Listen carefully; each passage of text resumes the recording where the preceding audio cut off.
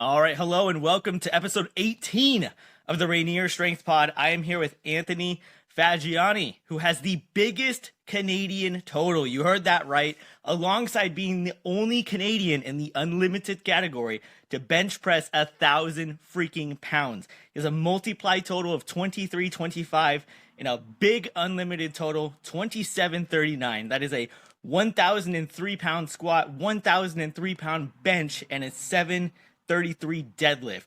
Owner of Black Sheep Barbell, Anthony, welcome to the pod. How you doing, man? Great. Thanks for having me on. Really appreciate it. Yeah, absolutely, dude. So, all right, man. So you're the only Canadian to bench press a grand. That's crazy because there's a lot of strong cats up there in Canada, dude. So tell me, like, just how that even came about. So I started in, obviously I started raw, did some single ply, multiply, and then I got my hands on a band shirt and just loved it. So just stuck with it. Yeah, it took some time to get there, but yeah, it was a process, but handling that heavier weight took some time, but we got there. Yeah. Yeah, and tell me about your experience going into Unlimited because some of the multiply guys are a little bit reluctant to kind of change guard and adopt some of the Unlimited stuff. You know, some of the guys like also Dave Hoff and stuff. I've heard that he has dabbled in the Yeah. band shirt and whatnot, but you know, he's expressed his concerns in the past about moving to that category. So a lot of people still love the multiply. So what ended up making you cross that barrier into the Unlimited category? For me, I'm in gear because I want to lift the most weight possible. And that was just the next step there was. And as soon as I put one on, I wanted to bench a grand. So that was, well, sorry, I shouldn't say as soon as I wanted to have the biggest bench first, which I got the first full power meet and then worked my way up from there. And do you see a lot of equip guys up there in Canada? No, there's not many. I no. I think there's a bunch of Still, single ply like IPF guys spread out, but as far as multiply, there's not a ton, and even less unlimited guys. There's a few that dabble in it, I'm sure, but as far as competing, I think there's only a handful of us. and what was the difference going from a poly multiply shirt into a unlimited band shirt? Like, how long did that adaptation take? Whether it was like the training, the form, or even like to make sure that your bones were equipped to handle that type of weight? Yeah, it took some time, definitely. I was about 3 years from the time I first put the shirt on, the unlimited shirt, to the time I benched the grand. Slowly working it out, finding what, again, just like any other gear, what works best and getting used to it. Handling that big weight can mess with your head a little bit. So, Seriously. yeah, the biggest thing that I found, stronger back, stronger triceps, and building up my forearms, I think was the biggest part. But I mean, that's the same for multiply as well. Just even more so with the unlimited stuff that I found. Yeah. Yeah, and a lot of people don't understand the sheer physical preparedness that you have to get through an equipped meet, right? Because you're handling weights that are well above what you could handle raw. Right. And that stress is like it's crazy, right? I mean, just to get through that is insane. And from your multiply to your unlimited, we have 23 to 2,700 pounds there. So tell me, was there any change in your physical preparedness, like your GPP? Did you have to add anything else in just to get through those meets? Not really, like nothing extra other than like I said, a bit more back training, a bit more tricep training. But I mean, that stuff would have carried over to the multiply. It just was the time, I think, like the nervous system handling that weight. I used to call it "oh fuck" weight, when you unrack it and you just go "oh fuck" and you hope you do everything right. So, and over the years, when I first started, that was like 800. Then it went to 850, 900, 950, 1,000. Now it's up over 1,000 before I feel that. Wow. So handling these massive weights, dude, have you had any like major injuries or some setbacks throughout your endeavors? Not not in regards to the bench or anything like that. Early on, when I was raw, I messed up my low back. I'm sure just a multitude of things, improper form. I was pretty new, herniated some discs, had bad sciatica, no feeling down my foot, but that was very, very early on in my raw career. So Yeah. So the equipment has essentially like prolonged your tenure in powerlifting then, like a lot of other people. Yeah, I would say so. I mean, I'm almost 40 years old. It's definitely helped keep me in one piece, I think, aside handling the heavy Yeah. weight. Like, there's definitely some days I wake up the day after a bench day and my hands are so swollen I can't touch my thumb and my pinky together. But, you know, Yeah, see, and for me, I'm not handling anything like big enough to experience that. I got a new tattoo yesterday on my hand, so my hand is like super swollen. That's the closest I think I'm gonna get, at least in yeah, the immediate future, which is yeah. on the other side. It, But it's, tell I me think a little bit. I think it's the Oh, same go for ahead, bro. everybody. Whether you're handling 500 or 1,000, you're above your raw threshold, and something's gotta. You're gonna have something that doesn't like it, most likely for the first little while. Yeah, yeah, that adaptation period, I assume, definitely takes a while. Because for me, I think it was like last week. So my best bench raw is 410 at like I think I weighed like 206 at the time, 207. Yeah, And then a couple weeks ago I had 500 in a single ply katana to a two board and just unracking that like just and that's just 90. It's not really that much above my yeah. max. It's just 90 pounds and I'm cutting the ROM and still unracking it. I was like, "Oh, what the fuck, dude?" You add Like you add the extra weight and then the extra pressure of the gear, and it can mess with your head a little bit for sure. yeah, and it feels like you're in the center of just like two forces just trying to crush you because it's like you have the shirt that's trying to just like all the pressure from the shirt and then the pressure from the weight and it's just like all coming in. Yeah, I think I try and tell people that I train with that get into gear, you have to become comfortable being very uncomfortable and be able to think Yeah. when you're uncomfortable. If you're just screaming because it's too much, unless you're a freak, you're probably not going to do very well. Yeah. Yeah, and it takes a lot just to even get under that type of weight. I mean, I can't even imagine having 1,000 pounds literally floating over your face. And a lot of people that don't understand the equipment want to discredit it as, the equipment does all the work and whatnot. But it's like, dude, you're holding 1,000 pounds above your face. That shirt is not going to bring it down for you. Like Oh, that's all you. Like, and yeah. that's I mean, geez, dude, just the psychological aspect of it is crazy. Yeah, no, it takes a little bit. I'm pretty comfortable now. Like, we've been handling 1,000 plus for 2, 3 years. So, but yeah, I mean, it's still when you unrack something and it's heavy. If you can't think through that, it can mess with you pretty bad. Yeah. And I was listening to a interview that Ryan Kennelly did a couple days ago, and he was talking about he took something out. I can't remember. It was a number that he hadn't done before early on in his career, and he brought it down and he remembers thinking at the bottom like, wait a second, I'm not that strong, I can't do this. And he didn't press it and he took it again on the next try and it flew up like there was nothing on the bar. So it was literally at that point it was just him getting in his own head thinking like, wait, I can't do this yet, this is too much. Did Yeah. you have that at any point with 1,000 pounds like early on? No, I can't. I mean, I don't want to sound like arrogant or anything, but I've never been scared to take a weight, but I feel like I've always been smart with my attempts in training. And like, I'm not going to just load up 100 pounds more than I've ever done and try it just because. I mean, yeah, I think if you're scared and you unrack, then like Brian said, you're no good right from the start. I've had times where I've unracked and something's a little off, my shirt's off, and I start to lower, and I know right away it's not going well. Re-rack, adjust things, and then come back and smoke it in training. I've definitely had that. Even in a meet, I've had that happen. Missed my opener, and then make a little adjustment with the gear, and then up she goes.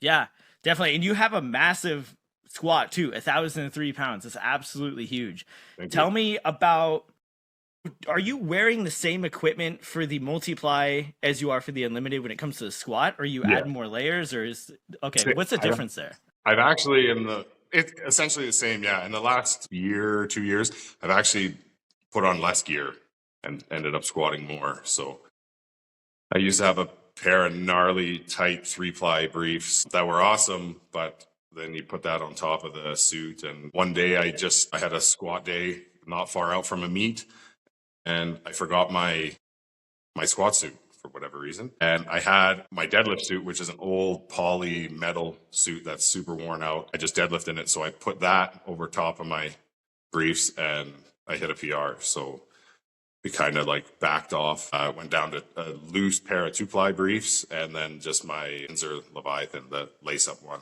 I don't even tighten the laces. I just put it on and take the slack out of the laces, and that's it. Yeah. So tell me a little bit about Black Sheep Barbell. Now, is that your operation just straight up out of your garage? Is that what that is? Yeah, so a few years ago, built, it's a 1,500 square foot shop. About 500 square feet is dedicated as a garage for my car. And then about 1,000 square feet, we turned into a gym. So I'm in it right now. Yeah, it's about 1,000 square feet. We got 5 or 6 people that kind of train out here on the regular 3 or 4 times a week. We got 2 squat racks, 2 monos, 2 platforms, competition bench, cables, leg press, belt squat, everything you need to get strong here. So Damn, dude, that's fucking sick, man. Like I think my garage is maybe like 600 square feet, man, and it's a rat's nest up there, dude. Looks like freaking Eric Bugenhagen's gym, man. It's just tripping over stuff, but yeah, we're tight. We're tight in here with all the stuff we got, but we make it work. And as long as a few people are kind of training together and not super spread out, then it works really well. Yeah.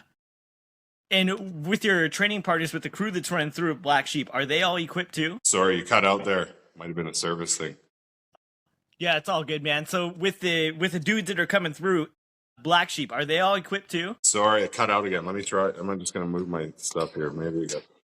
Yeah. I live pretty rural. My service isn't the best out here, so. Worries, dude.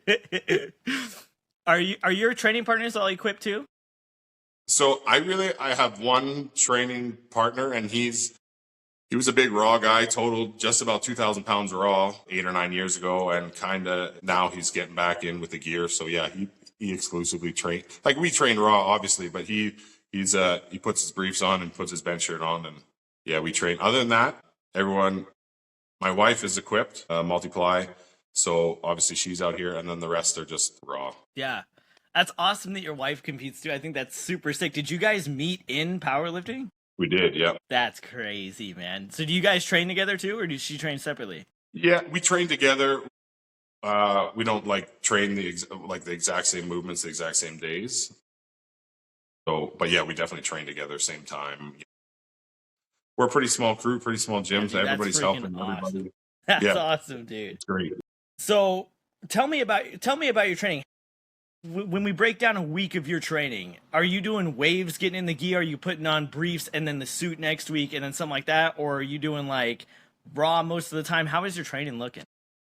So for my squat, not very often I squat raw, usually always in briefs. And then like for like max effort stuff, usually like briefs, then another week, like straps down on the suit and then full gear. Depending how far out we are from the meet, I don't typically put on suit if I'm like off season a whole lot. So, and then the shirt, I've done a few things in the past. I would actually only get in my shirt once every 3 weeks just because of the toll it took. So I was actually only benching once a week for a long time. So I go like shirt 1 week, and then the next week would be like a complete deload, like bamboo bar and some dumbbells and, just accessories. And then the next week would be like floor press or incline, or sometimes I put on like a slingshot type, band device for a bit of overload. But yeah, typically was only in my shirt once every 3 weeks, especially with the band shirt, just because of the kind of weight we're handling. Yeah. And did you notice an increase in shirt frequency when you went from the poly multiply to the band shirt? Because I've noticed that some dudes, when they hop in the band shirt, they're able to get in it a little bit more frequently. I probably went less. My coach at the time was a big proponent of like making sure you're always recovered. Like I said, poly, I was probably in 2 out of 3 weeks, and the band shirt I went once every 3 weeks. Do I think I could have done more? Yes, but I never felt beat up coming into a shirt session. Never had any like forearm issues or shoulders or elbow issues because I took those. I went 3 weeks between attempts in the shirt. Yeah. Yeah. And for your squat, some dudes live and die by the box. I know dudes that Will not remove that box for anything, maybe up until 2 or 3 weeks out from a meet. Are you a big proponent of box squats, or are you mainly doing free squats? Well, I do like my like secondary or speed days would be with a box, but not the like typical sit back, rock, come up, like just kind of using the box as like a soft touch, come down, a slight pause, holding that tension. So not fully sitting on it and then coming up. That's kind of how I've done it in the past. And typically only been using the box on like my speed or like my secondary days. And what about bands and chains? Are you incorporating a lot of those? Yeah, speed days. Yeah, always have some accommodating resistance, and then we would kind of for the max effort stuff we would have some same thing. We'd wave like sometimes wave up in accommodating resistance, try and match your bar weight, something like that. Less so the closer to a meet, just so you can practice. I'm a big believer in specificity, even though I train conjugates. So I think people can like it's great to do some cool, weird variation and have fun, but I think as you get closer to a meet, I've always had better luck doing straight bar work, free squats. So Yeah. Yeah, same here. Same here. And speaking of conjugate, what got you into this like fucking just wacky world of powerlifting, man? Like what pulled you into the sport in the first place? before I powerlifted, I was a rugby player, and I had an opportunity for a pretty unique tryout and to try out for a team. And I was not in good shape. I'd never been in the gym really for more than any, like, a little bit of machines, whatever, walk on the treadmill, stuff like that. Never really lifted weights before had that opportunity. So I had this opportunity. I wanted to be the best rugby player I could be when I went to this tryout. So I went to my local gym and just started working out, doing what I could. And there was a young guy there, who, like, it was just a community rec center kind of thing, nothing crazy, but he was the strongest one there. And I noticed him kind of like he had clients and stuff, so I asked him if he would help me, and he was just a big believer in squat, bench, deadlift, overhead press kind of thing to get stronger, faster, all that stuff. Yeah, he got me into squatting, benching, deadlifting, all that stuff. Fast forward after the tryout, and then a guy I work with put me in touch with an old guy who lived an hour and a half away, who was a single ply power lifter. So I would travel down like once every couple of weeks and go train with him in his garage. And he helped me prep for my first meet. It was raw, obviously. And he gave me my first bench shirt, a single ply katana. And I did a handful of like Wobdo meets down in Portland, just push pull. Had a blast, and then slowly kind of just transitioned into the multiply thing. Yeah, that's fucking awesome. And you've talked about coming down here to the States a bit. Do you enjoy competing more in Canada, or do you enjoy the travel of the United States? All the good meets are in the States, so we travel lots. There's a handful of local meets here in town, but like I said, we're pretty remote. To Americans, I describe where we live is halfway between Seattle and Alaska. So to give you an idea where we are. So That makes perfect sense. yeah. So there's other meets that we could travel to in Canada, but if we're traveling, like all the big multiply is not big here, right? Like I said, so all the multiply meets are in the States, and my wife and I made a ton of friends down there, so we enjoy traveling and seeing the different places.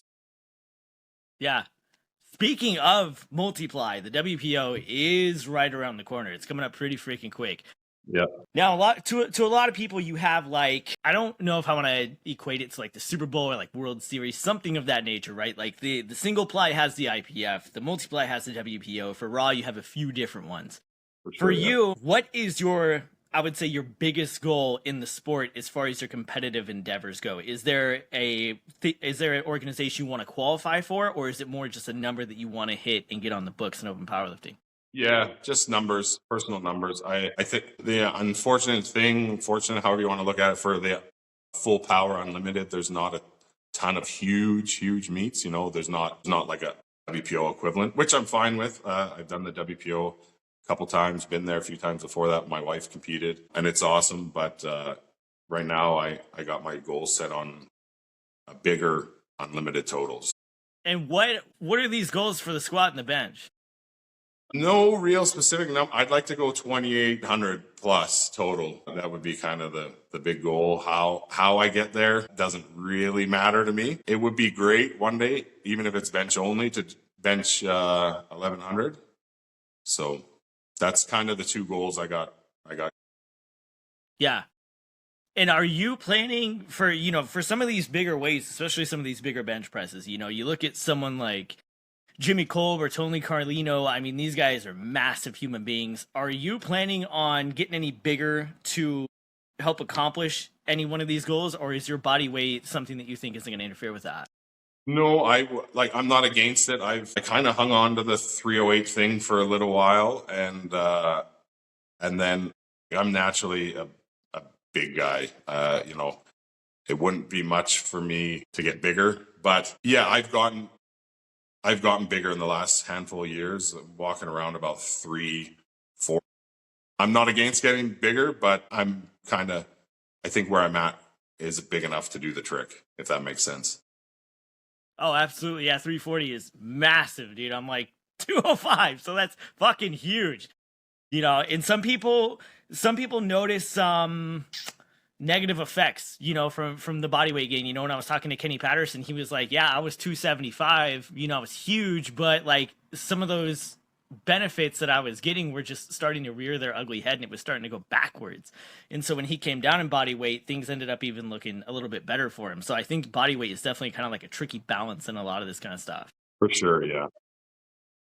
And what shirt are you wearing for the Unlimited? Because you have a few different shirts out there now. Tony Carlino has Ever Strong. You got like a couple variations of the F8. So what shirt are you wearing for these benches?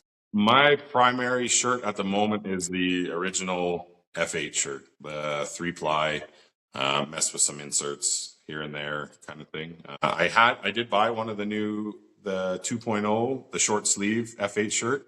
After, I talked to Jimmy about it, and he was a big proponent of it. And, when it was fairly new, so I bought one, and I think I talked with Jimmy afterwards. It didn't work great for me. I think longer arms. Jimmy's, a foot shorter than me, maybe.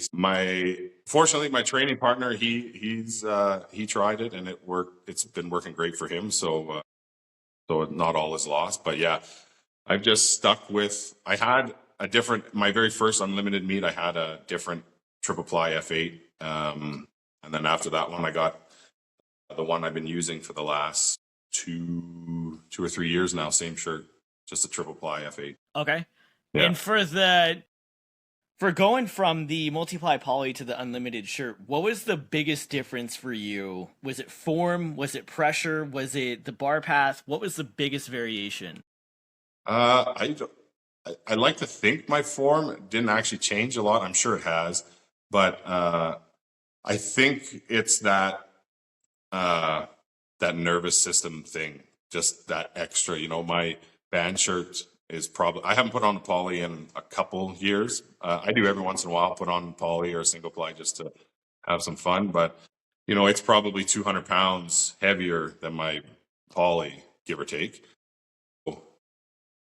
I think it's that, just not freaking out when you're taking that weight and letting it settle. To me, that's been the biggest thing. I don't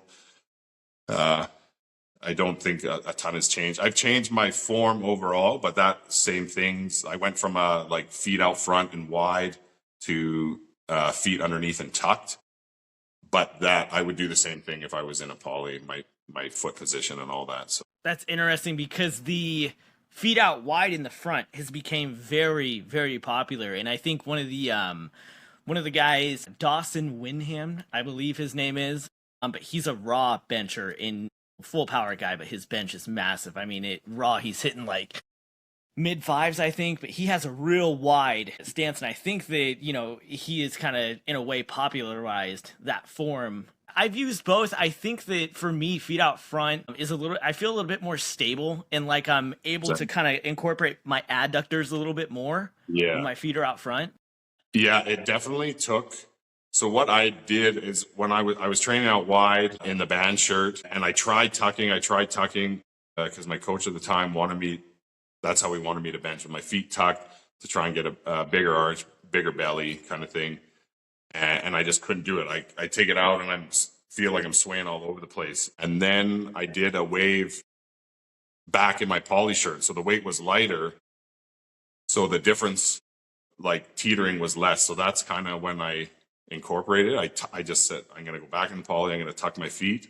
And I got comfortable with that. And then when I put my band shirt back on, it was better. Like, obviously I feel you're right. There's less stability with your feet tucked, but I feel the benefit that I get, how I can drive my legs and a little bit bigger arch, works for me. Are your heels up too on the tuck? Heels up, yeah.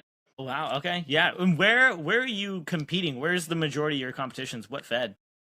Kind of all over. I've done IPA. My last one with the big total was a UPA meet. I've done, like I said, IPA kind of seems to be the most popular unlimited place. The UPA was my last one in Michigan, so that was a blast. Great meet. I'm not tied to any one federation. Believe in support the meet directors, not the federation kind of deal. So I've had pretty good luck with that so far. Yeah, I like that as well. I think that, you should be able to compete wherever you want, which is one of the things that I think it was Roman and I were talking about when we could have had Blaine Sumner versus Dave Hoff, but because of stupid, ridiculous federation nonsense, you missed out on one of what could have been one of the most epic showdowns ever in equipped powerlifting, which is stupid. I think a lot of that stuff is dumb. Just like, I think people should be able to compete wherever the hell they want. I agree. We're not getting paid to do this. Essentially, it's a hobby. I mean, it's a hobby I love for sure, but yeah, I don't want to be tied to one place for whatever reasons. Fortunately, I think the multiply stuff is a bit more relaxed in that sense. So I just kind of go where it works. Done RPS meet just because my wife was a few years back was doing the Cincinnati Pro-Am. And so instead of us traveling twice in the year, I would just look for a meet in the area the weekend before and found an RPS meet. So did that one. It was a few hours away from Cincinnati, and yeah, also another great meet. So yeah, I've kind of competed all over and it's been good. Yeah. Do you have any meets coming up this year too, before the end of the year? Nothing planned yet. The training partners and I and another guy from province over talked about there's going to be a bench meet in the spring down in Washington, like southern Washington somewhere, like Ryan Kennelly's group and his guys are hosting it. So I think we're going to be coming to that. Whether I compete or not, I'm dealing with this neck thing and a pinched nerve in my neck, so I haven't been able to train how I want for the last little while. But if that clears up, then hopefully I'll be benching. It's a bench only meet, so hopefully we'll be down there. But I think my training partner will be competing, and another guy from the next province over will be doing a bench only, I think. So we'll be there. Nice, yeah, dude. And who better to host it than fucking Ryan Kennelly, right? I mean, seriously. My first unlimited meet, Ryan Kennelly handed off for me. So yeah, doesn't get much better than that. Yeah, it was awesome.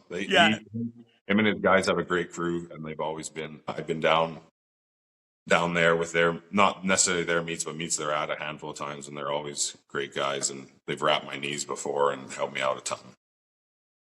Yeah, no, fucking, yeah, Ryan's awesome, man. Legend in the sport. I mean, who hasn't seen the road to the Arnold and just got pumped the fuck up, right? I mean, jeez, right, dude. Yeah. Dude, so fucking sick. Between the two, because you have, on open powerlifting, they are equal, squat and bench. Do you have a preference in one of those two? Like, if I told you could never do one or the other again, which one are you going to choose? Oh, I don't know. Depends on the day. I've definitely had, preps where squats just flying and bench is kind of so-so, and the other way around. I don't know. I'd probably, since there's no such thing as a squat only, I'd probably have to say bench. So I could bench. I'd still compete and do bench only. So. Yeah. That's awesome. But that also makes, that makes for a fucking killer, a killer lifter overall. I mean, your numbers are pretty close to each other, which, that was like the Ed Cohen thing, right? I mean, a lot of his numbers were real close to each other. He wasn't necessarily a specialist in one thing, so he had to be good at all three. I remember him saying that, which was sick. Yeah. But let's talk, I want to get into a little bit about meet day nutrition. Do you have any like specific things you eat or drink or supplements you're like slamming during the meet before and after? No, nothing like super particular. Just stuff that's easy to eat that isn't going to sit in like a rock in my stomach. Peanut butter jam sandwiches, those are a big one because they're super easy to eat and like you barely got to chew them. Just anything, Gatorade usually, or like Pedialyte. Just stuff to keep the hydration up. Lots of carbs and lots of sodium. Typically, I've had some issues in the past with getting lightheaded on meet day, which I don't know what that's about. Because I'm not following my, like, normally get up, eat, do all those things, and I'm not eating as much the morning of a meet day. So trying to work through that. But typically, yeah, just the typical super heavyweight, meat thing, just carbs and Gatorade, water, nothing particular. Yeah. Yeah, and I never really had anything like very specific myself either, but I noticed this last meet I did in July, which was definitely my best meet ever. That morning, dude, I ate like $25 worth of McDonald's Oh, yeah. breakfast. Nice. And dude, I was firing on all cylinders, man. I felt better than I've ever felt. I had like a whole box of Uncrustables. My buddy Sherman came to help me like wrap my knees and stuff. And he was like, "Here, dude, whole box of Uncrustables." And it was like, I was like, man, this is fucking, because before I tried to be a little bit more like meticulous and, for lack of a better term, clean. And it just didn't work. Like I didn't, I always felt light, and I don't know, I felt bloated and good and happy during this last one, eating all that garbage. Yeah, I try not to eat like garbage. I try and have like a decent meal at home or at the hotel or B&B, whatever, first thing. But I think that's something I need to figure out, if I need to get up like 3 hours earlier so I can have 2 meals before I actually start warming up. And Yeah.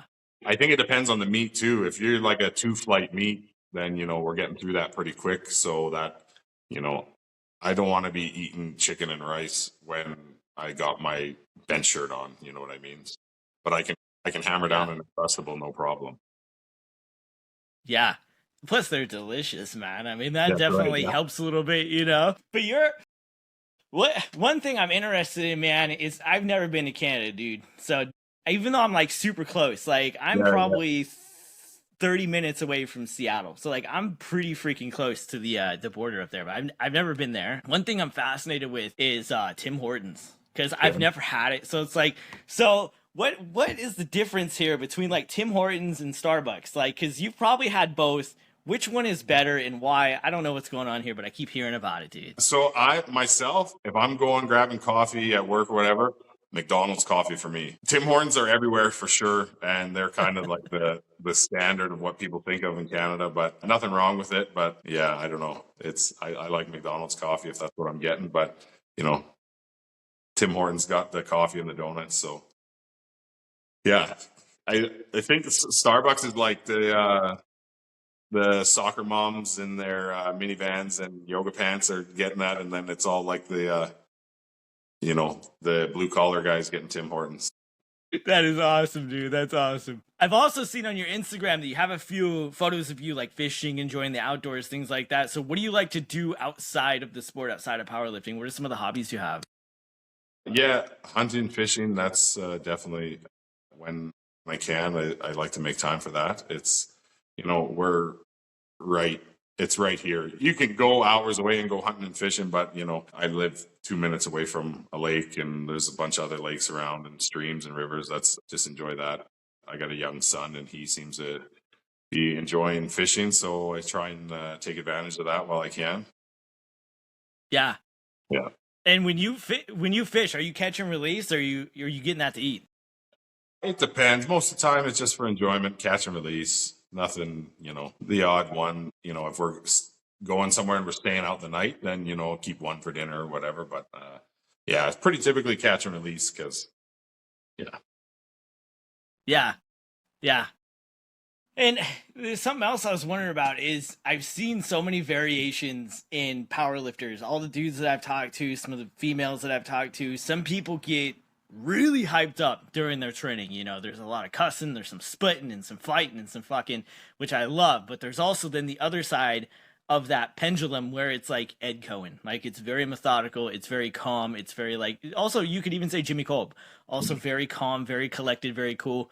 What would you say when you're training in your meet? Is there a variation in your mindset and how you approach things? Are you very aggressive or are you more a little bit more methodical and calm? Yeah, I'm definitely one of the calmer, more, try and be laid back and don't not get worked up. With that said, I like we talked about my bench. I've missed, in training, miss one, and then I kind of try and fire myself up just a little bit more, and it usually works. So don't get me wrong, I love the guys that are screaming and hyped and swearing after they get a big lift. Not typically me. I'm pretty calm, laid back. And every once in a while, like I said, I miss a lift and I know I should have got it, so I just kind of gotta turn it up just a little bit, but it's not much. So Yeah. Yeah, there's a time to bulldog up, man, and there's a time where like you would get overly hyped, and by the time you get to the bar, all your energy and mental fatigue has just been spent from the fucking walk to the chalk bowl to the bar because you're already just expended so much mental energy, trying to get to a place where you need to go, and by the time you get to the bar, it's just like shit, man, like you've used it all. So I think that energy conservation is huge in anything, and I definitely think that in powerlifting. Don't blow your load, essentially. But for your training and whatnot, you guys, 6 people, that's pretty much a crew you got there at Black Sheep, which is fucking sick because it's hard to get that nowadays. Did you meet these dudes through social media? Were you training with them at a different gym? How did this group come along? yeah, we're pretty much everybody. Excuse me.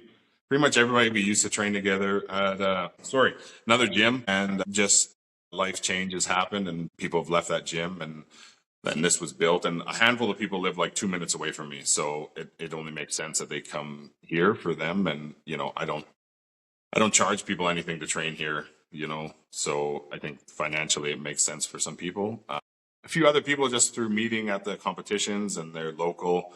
A couple young kids that come out 1 or 2 days a week, and we help them out, and they're here to help spot and load and do all the things, so it's kind of mutually beneficial. But yeah, not everyone that comes out here is local. The one guy I spoke about that might be going to the bench meet, he's over in Alberta, so he's about a 6-hour drive away, but he comes once in a while to train with us because he's pretty remote as well, so then he gets a bit of a crew to train with.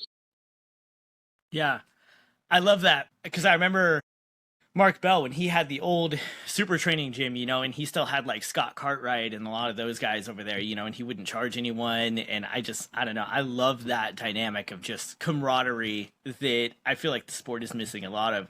Speaking of which, do you have a coach?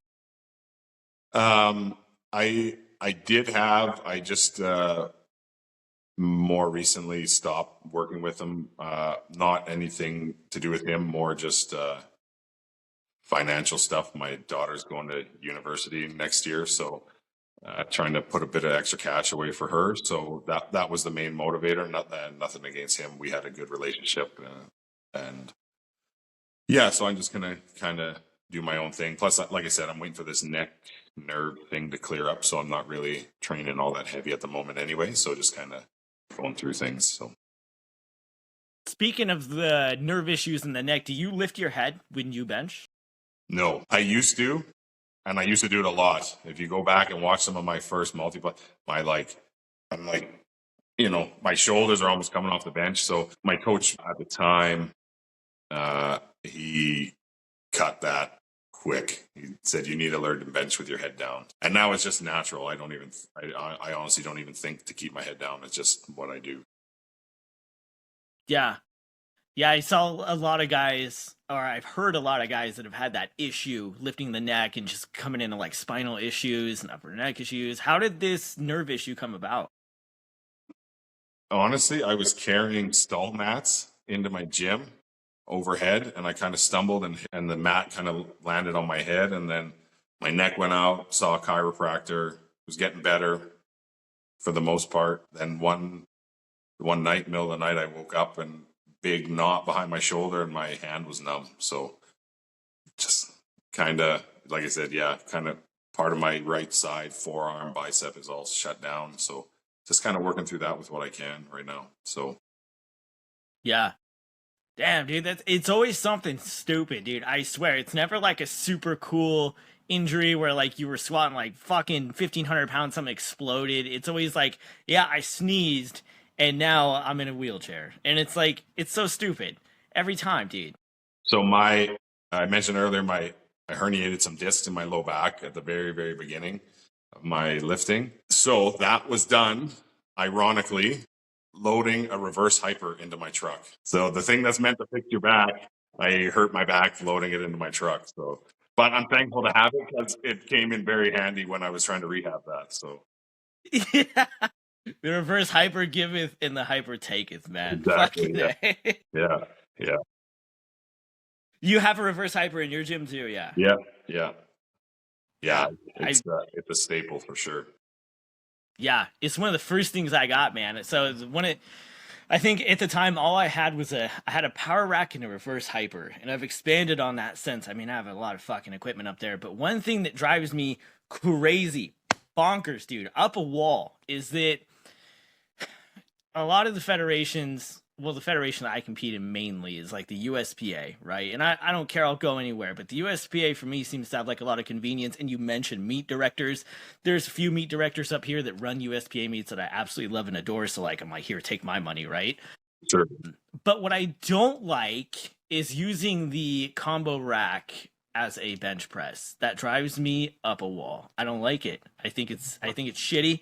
I think that when Rogue sells something called the, West Side Super Bench or whatever it is, like that should be the standard for bench presses in my opinion. I know Jimmy Kolb shares a lot of that same sentiment. What do you think about that? To be honest, I never really benched, especially in a shirt on a combo rack. I've always been fortunate enough to bench in a comp-ish bench or close to a comp bench. I do know people that say the same thing. They went to meets and it ended up being a combo rack, and whether it be like that thin hard pad or the uprights moving a little bit, just it never seemed to work well with a big bench anyway. So Yeah. And it feels real like shaky and unstable because before I got my bench press, I don't have the West Side one that Rogue sells. I have the other one. But before I got that, I was just loading in the combo or in my power rack. I would just put the bench in, because I have a flat bench, and do it like that. And dude, when I got the actual bench press, dude, it's like it's night and day difference, man. Like it's so much more efficient, and I don't see why these organizations that have a decent amount of money and charge us rather a decent amount of money to compete can't up the standard a bit with that, because it seems like it would be a much better thing, especially as you're starting to handle 500 plus, insurance and whatnot. Like, what are we doing? Yeah, and I think it makes think sense. I think the same goes for like bars and stuff. I fortunate, whatever you want to call it, at the point where I got to ask what bars and stuff we're using at a meet, because I mean, not that it's not possible, Blaine Sumner's benched 1,000 pounds on a power bar, but I'd rather not if I don't have to. So, I asked what bars we're using, and a lot of around, in Canada, WRPF is pretty big. And, a lot of them are just, power bar only for bench. So, it cuts a bit of options anyways. So. Yeah. Yeah. And Jimmy speaks a lot about that, like the oscillation of the bar. Yeah, and I've never, I'm not Jimmy, so I've never, never really experienced that. Again, I've been fortunate, always been able to bench on a bench bar for the most part, and even some of the bench bars I've used, like cheaper ones, they still bend. That was the biggest thing I noticed was, some of them got a 3/8 inch of a bend with 1,000 pounds.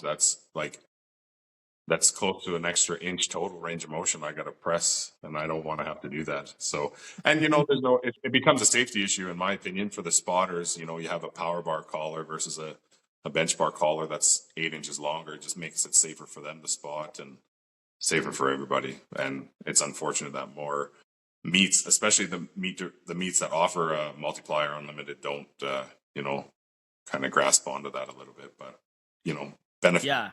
The majority of their lifters are raw, so I kind of understand, and they got to cater towards the people paying the bills.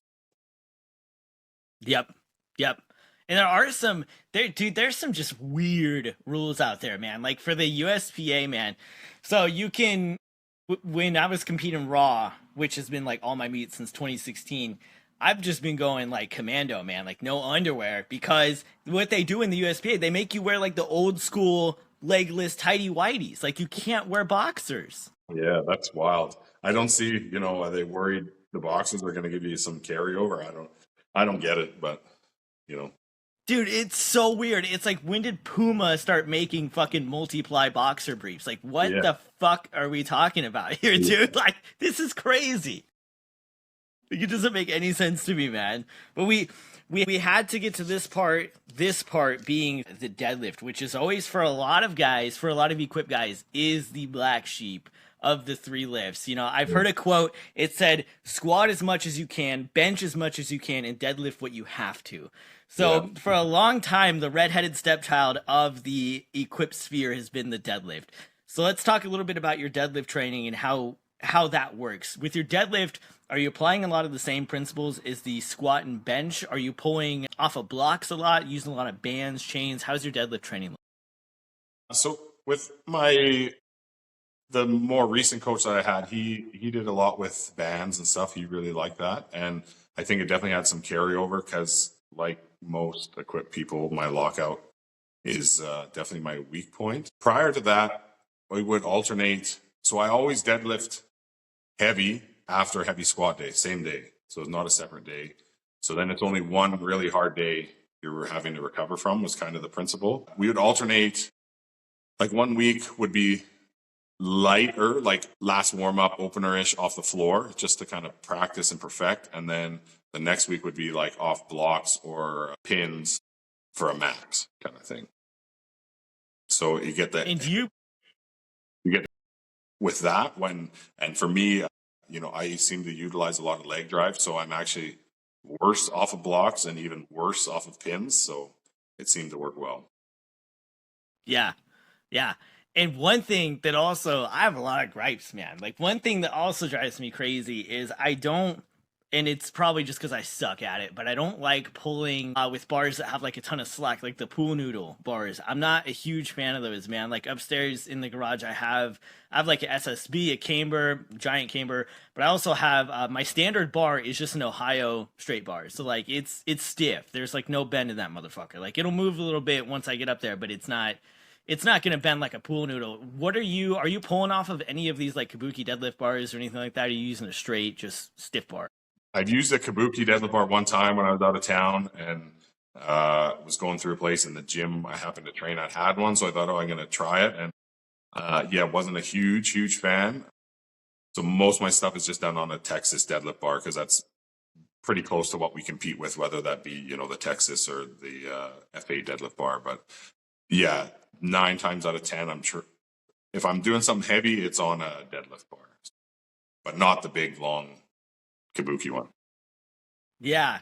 And I do love the Texas bar. I know a lot of people say they don't like it just because the knurling is so deep it cuts their hands and stuff. But I mean, for all the bars out there, if I'm going to choose one to pull on, I think it would definitely be a Texas deadlift. And for your deadlift, are you training both sumo and conventional, or are you just doing one and shutting the other down? In the off season, so I'm a conventional puller. I know not many multiply guys pull conventional. A multiply in the off season, I will train sumo a little bit, but typically just off of blocks, just to work that. Like, I don't need to work off the floor, I feel. Yeah, so mostly conventional, but still do some lighter sumo stuff for some reps, or every once in a while, max it out or whatever. But I'm going to say 80% of the time conventional. Yeah.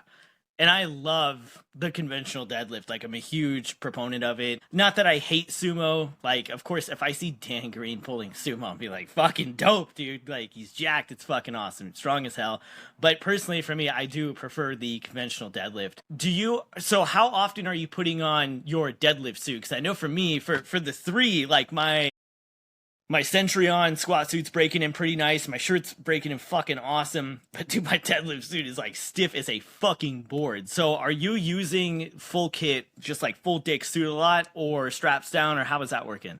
Yeah, so like I said earlier, my deadlift suit is probably like a 20-year-old oversized metal suit, like super floppy thing. If I put straps down, there's zero carryover. So I get most of my carryover out of the straps. So occasionally I will pull just straps down, but not very often because I might as well just wear my shorts kind of thing. In prep, I'm going straps up pretty much every time I deadlift. So, but again, it's a pretty loose suit. It's not giving me and it depends who's setting my straps too. That's where I get the carryover. So if I'm off blocks or a rack, I get even less. So typically wear it every time I deadlift, getting closer to a meet, just to get used to that pressure and having to get to the bar. For me, that sometimes the hardest part is actually getting to the bar if my straps are tight. Yeah. Yeah, and I've had that same issue myself. And some of those metal suits, man, I love some of those old images of like you got like Brian Carroll in the orange metal suit just squatting a fucking house. Some of those are really iconic images there. For your squat suits, man, do you have a favorite squat suit as far as like one you took to more than the other, one you prefer more than the other? How's that looking? So when I first got into it, I went through like 10 different squat suits, tried it, Overkill, old canvas, like an Inzer canvas. I tried a metal canvas, and none of them quite fit right. They were like, some would be good on the legs, but then the hips would be really loose, or like the torso, like I got fairly big legs. So seems like I always bought used suits just because I wanted something. I wasn't sure if it was going to fit. Seems like the ones that would fit my legs were always for like the old school short super heavyweights, and they'd be huge around the torso. And then I went to the Leviathan, the lace up one. And that was, for me, I've stuck with that since I got it, because it's fully customizable every time you put it on. You know what I mean?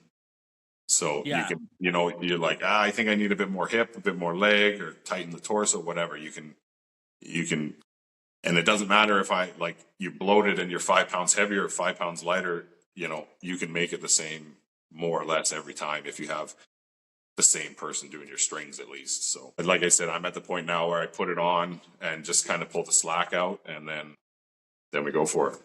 But that's the one I've stuck with. I really like it. Yeah. And speaking of equipment, this is going to be an interesting one because not a lot of people talk about this outside. Like I've seen Chris Duffin talk a lot about it, but outside of him, I have not seen many people talk about footwear. Like some people like the flat shoe. Anthony Oliveira likes kind of like the Chucks or the Vans or something like that. I squat with a elevated heel, Oli lifting shoe. What about you? Are you squatting flat? Are you squatting heels? Does it matter? Have you noticed a difference? I think in the equipment you want to be more flat.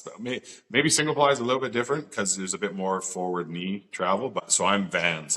I squat and bench in Vans only for the reason, like I like Chucks. I used them when I first started, but I got pretty wide feet, and from trying to like twist out, I would always blow out the side of my Chucks. So the Vans seem to hold up a bit better. I don't deadlift in them though, because they got a bit of a sole to it. So usually I just wear deadlift slippers to deadlift. That's it. Okay. Yeah. If I'm training raw, I got heels. I'll put them on. If I got like a narrow stance squat or something I got to do, I'll definitely put heels on. I kind of like that just as a change. But when I'm in the gear, definitely flat. Yeah, and one thing that's always a point of contention too is knee travel. For me personally, I mean, when I squat, especially raw, my knees are pretty much over my toes. It looks like more of an Olympic weightlifting squat. I squat high bar too, so getting into the single ply stuff has been a little bit different, but really not too much, honestly. The only changes I really had to make is I had to put the bar down just a little bit, but it's still pretty fucking high. Had to widen my stance a bit, but like you said, with the knee travel, with the single ply stuff, I'm still able to wear the elevated heel Olympic shoe. Because again, it's, with multi-ply allows you're fighting the equipment so much and sitting back in it so much, and the single ply is just a little bit different. When you squat raw, is there a variance in your form? Is there a lot more knee travel, or is it mainly just still vertical shin sitting back a lot? If the intent for the day is a raw squat, then typically I'll go narrower, and I'll have some forward knee travel. If I'm warming up for my as I'm warming up raw for my multiply stuff, I'll just go into my wide multiply stance and sit back at what I can and go as deep as I can raw. So Yeah. usually in the ton with no gear and the warming up your hips and all that. But yeah, typically if it's a equipped day, I'll just start in that wide, mostly wide stance, and then just warm up in that position. What about excuse me, what about accessories? What are you doing for your accessory work for your bench, your squat, and your deadlift? What's that look like? A lot of bodybuilding stuff, or how are we working for the accessories? Yeah, one thing I've really come to like recently, and I think it's helped my deadlift, is like a belt squat. Good morning, or like a hip hinge on the belt squat with a ton of band. So you're just really, just like an RDL but with the belt around your hips. That seemed to really help my help with my hips and help my deadlift block out. Squats is the usual, a lot of hamstring, a lot of core, and benches, rows like for your back, rows for back and triceps. And obviously we add in, some biceps and shoulders and all that stuff, but the emphasis on back and triceps. I've recently had a little bit of grip issues on my deadlift, so I've added in like a half an hour grip training session once a week or so just to try and mitigate that. Yeah. And for your nutrition, your day to day, man, 340 pounds. It takes a lot to fuel that type of human being, man. So what are you eating on a daily basis, man, to fuel this? Roughly follow Stan Efferding's vertical diet. So it's a lot of beef and a lot of rice and eggs. That's my kind of go-to, give or take. So like 12 eggs a day and, a pound to 2 pounds of beef a day, give or take, plus boatloads of rice. So potatoes are in there too, but that's, for me, the rice is easy to make a ton at once. That's kind of, but a loose vertical diet, I'd say, is what I follow. Yeah. Yeah, Stan Efferding's a fucking man too. And he trained at a LA Fitness in Tacoma for a real long time, man. And I remember when he left that gym, I had a friend that also trained at that LA, but the day that he left, he had his own pair of, I think it was 200 pound, I'm pretty sure it was 200-pound dumbbells that he had brought to the LA Fitness specifically. So like his last day at LA, he was waddling out with those 200-pound dumbbells all the way to the parking lot, just taking them the fuck away, because he ended up opening Flex. He went in with Flex Wheeler and they did Flex Fitness, turned into G Standard, whole ordeal there. Now it is Tacoma Barbell Club. But yeah, Stan Efferding was a big figure up here in Washington for a very long time. Yeah. Yeah, he's the fucking man. It just seems to work with what I'm doing. So it seems to be working. So why change it? Yeah. Yeah. And in the nitty gritty of like, old school powerlifting, man, if you're going to have something, if you're going to cheat like hardcore, we're talking like just all out, dude, what are you going to eat, man? Are you like sweets? Is it burgers? Like if you're like, fuck this, I'm going all out. What are you going to eat? So being a super heavyweight, I don't typically like try, and I'm not like, oh, sorry, can't have that. Like if it's middle of the week and I'm feeling like a burger, I'll get a burger. If I'm feeling like some pizza, I'll get some pizza. It's not very often, but like somebody brings in donuts to work, I'm not saying no either. So I don't. My wife is pretty strict with her diet because she's she cuts for her weight class. So typically we kind of do some like cheat meals around her, one every couple of weeks kind of thing. Usually whatever she's feeling, which is, usually nothing crazy, some sushi, something like that. So if you do get a burger, where are you stopping? I like Wendy's, Carl's Jr. I don't know. You guys got Carl's Jr. down there? Yeah. Yeah, dude. That's sometimes a nice greasy double quarter pounder is pretty good too. So I'm not. Yeah, dude. Yeah. Is there a difference between the fast food up there and down here? Because I've noticed that I went to New Zealand in, I think it was 2020, like right before shit hit the fan with COVID, and they started locking everything down. I was in New Zealand, and I had KFC and McDonald's in New Zealand, and it tasted way different, dude. Like, and you hear that a lot, and until you experience it, you're like, holy shit, this is crazy. Is it like that with Canada too? Does the fast food taste a lot different? I've never noticed a difference when I come down to the States. The only thing, funny enough, that I did notice is the McDonald's coffee down there is way different than our coffee. I don't know if it's the cream or whatever they're using, but that's the only fast food thing I've noticed the difference between Canada and the US. Everything else seems similar enough anyways. What would you say is better, the U.S. or Canada for McDonald's coffee? Canada, but it's probably just what I'm used to too. So yeah. Yeah. Do you watch? So I have to ask, like, I'm all about. I love stereotypes. I'm an American stereotype in a lot of different ways. Do you watch hockey? Are you a consumer of hockey? No, not really. When I was a kid, I kind of loved all sports and would watch whatever. I'm kind of the typical, like, never watched a baseball game all year, but then the Blue Jays are in the World Series, so Canadian, so I'll watch some baseball kind of thing. Yep. Yeah, I definitely got to rejoice all the Mariners fans crying down here. It's a very sad day. Sad day indeed for Seattle. Yeah, it was no fun. Because like you said, for me, I watch like a ton of football. Every single UFC card there is, I fucking watch. I love it. I'm obsessed. But I don't know anything about baseball, but there's something about like when your city's there and like the Mariners just being like on the cusp, and so everyone's watching it. Like people at work, like you may see and checking the score, and then just that sigh of just utter despair when they lost, and it was just like, oh man, this sucks. This sucks. Very sad day. Yeah. So were you born and raised in Canada too? Yep. Definitely. Lived kind of all over Canada. Majority of my life in BC though, where I'm at. Not the same city, but since I was like 7 years old, lived in British Columbia. Yeah. And for you, when you go hunting and stuff, I'm not familiar at all with like the gun regulations up there. Are you able to have is there a cap on hunting rifles? Like, how does that work? I don't believe there's any cap like on the like limit. Like I think they limit like how many you can have in a magazine and stuff like that. But like the hunting rifles, I think are a little bit more laxed in better terms compared to like they're way more strict. Like we can't have handguns here. You can't. Even they've changed a bunch of rules. I'm not super up to date on them with like some semi-automatic stuff that you used to be allowed, not allowed.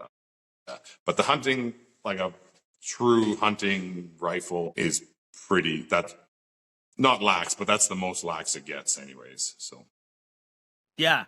And when you're out hunting, are you hunting for deer or like a multitude of things, something, whatever you can find? What are you hunting for? depending on the area, but around here, moose is mostly what I go hunting for. There is some elk in the area, but that's kind of like the next level. You got to be good at calling and all that stuff, and so I haven't got into that. Mostly moose and deer. Moose, man. I heard the moose are fucking mean, dude. I've never seen one in person before. Yeah, no, they can be. I think the mums. You got to watch the mums just like anybody else when they got babies around.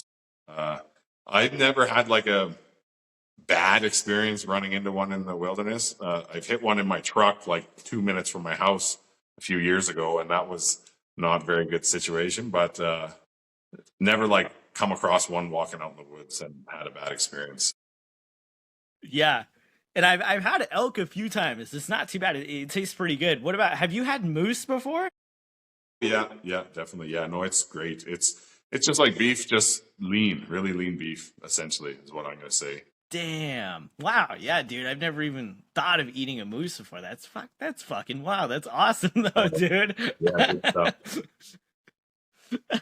And what do you do for work? Heavy equipment mechanic. Okay. In our area, mostly logging stuff. I've spent some time in some of the mines around here, but at the moment, mostly logging stuff to work on. How long have you been doing that for? Almost 20 years. I've been right out of high school, basically, been a mechanic. So, damn, that's like, I remember, I think Dan Bell, is a mechanic as well. Yeah. And he was talking about how hard it is to balance the two, just because like the sheer just amount of work and the weird angles that you're at all the time working on stuff. And I mean, that's got to be a hard, delicate balance between mechanic and powerlifter. Yeah, I think there's definitely some some carryover, I get strong and it makes my job a little bit easier for some stuff. But then, there's also the benefit of being big, and I get to send the young apprentice into a shitty spot because I don't fit, It goes both Hell ways. yeah, dude. But, most of the time when somebody needs a sledgehammer swung, they're calling me. So, it goes both ways. Yep. Yeah, dude, pulling rank on the rookie, man. I fucking love it, dude. That's awesome. Yeah. And I've noticed too with a lot of like my equip stuff, man, like the time consumption is a lot different than my raw stuff. Like it takes me a lot longer to get through these workouts. How long does it take you to get through your workouts? If I got a big squat day, say, because like I said, I pull heavy after squats, it can be 3 hours. But usually on a day that I like full gear squat and a full gear deadlift, I'm doing, 4 sets of abs and that's it for accessories some days. So, because I'm just roasted by then. Same thing for the bench. It depends too. If we got a bunch of people benching and we're taking weight on and off, it can take a little bit longer, but, I've had some 3-hour bench sessions. Ideally, I'd like it quicker, but, it is what it is because we're small crews, helping everyone else. And sometimes a bit longer breaks happen, but, I'd rather be out here for 3 hours than make sure everybody gets their helps. Absolutely. And I've noticed too with me, it's like, man, I spend more time than I like to admit just looking for fucking like 2.5 pound plates up in the garage, man. Cause like I only have 2 pair of them and somehow I always fucking lose them. And I'm like, where the fuck are these plates? It takes me like 10 minutes to find them. But the last thing I'm going to do is organize it. So it's like, I'm just going to continue to complain about it. But what about cardio? Are you doing any cardio at all? Yeah. My last coach there, he is scheduled like 2 10 to 15-minute sessions a week. Pretty hard cardio. We got an air bike and a rower. That's kind of the go-tos here. And I think that has made a difference because I never really used to do it a whole lot unless somebody had some like air bike challenge. I try and beat them. But now with the scheduled cardio, I think that has improved my need for rest time between attempts when I'm squatting or benching. I think that's definitely helped. Yeah, and Effordine's really big on that, especially his 10-minute walks. He talks about the study that they did with like 10-minute walks post-meal versus like metformin as far as its impacts on blood sugar. And I think that goes overlooked in powerlifting a lot. Maybe not so much with the raw stuff, just because honestly, a lot of unless you're talking about like Ray Williams or Jesus Oliveras or some of those guys, a lot of the raw guys that are like drug-free, quote unquote, are small guys, so there's a lot of small guys and a lot of tiny little weight classes. So I don't know if cardio is necessarily an issue for a lot of those guys, but I think it's something definitely that a lot of people need to not neglect or look over, because if you look at it, if your metabolism is better, then your lifts are going to be better. Like your nutrition is going to be better. You're going to be able to assimilate micronutrients a lot better. Like everything's just going to be better if you're in better shape. And I think a lot of people overlook that. Yeah. And it's like, it's not a huge commitment. It's like I said, I do like a 10-minute session or a 15-minute session. It's not like I'm out walking on the treadmill for an hour at a time. It's pretty low commitment, and it seems to make made a difference. So it's something I'm going to keep in for sure. Yeah, for sure, man. Yeah, man. Well, fucking dude, it's been awesome. They're wrapping up here, dude.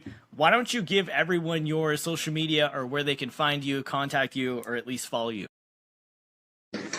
Social media is _Faggi, Faggi.